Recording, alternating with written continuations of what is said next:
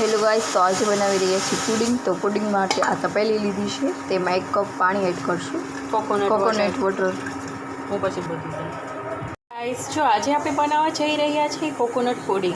તો એમાં મેં 1 કપ જેટલું, એટલે કે આ કપ છે એના જેટલું મેં કોકોનટ વોટર લીધું છે, એ પહેલાં મેં નાખી દીધું છે।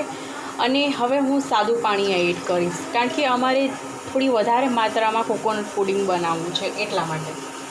તમે ઓનલી કોકોનટ વોટરમાં આવી શકો છો અને સાદું વોટર લઈને પણ બનાવી શકો છો। 1 કપ કોકોનટ વોટર લીધું છે અને 2 કપ જેટલું આપણે સાદું વોટર લીધું।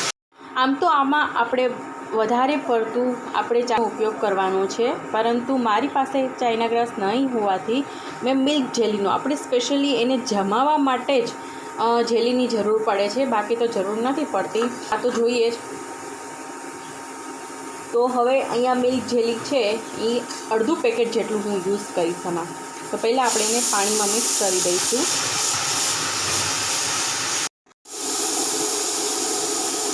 તો આવી રીતે હવે આપણે જે છીણેલું ટોપરું જે છે, લીલું ટોપરું, એ આપણે પાથરી દઈશું પ્લેટ।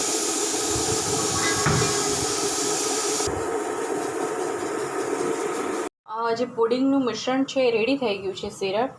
હવે આપણે એને આમાં એડ કરી દઈશું।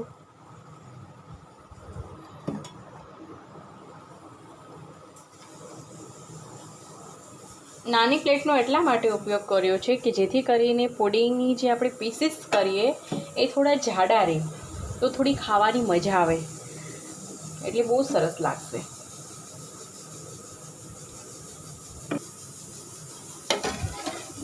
તો ગાઈસ, આવી રીતે મેં 2-3 કપ જેટલું પાણી લીધેલું હતું, 1 કપ કોકોનટ વોટર અને 2 કપ સાદું પાણી લીધેલું હતું। તો બી તેમાંથી 2 પ્લેટ જેટલું આપણું પુડિંગ બનેલું છે, બહુ સરસ દેખાય છે।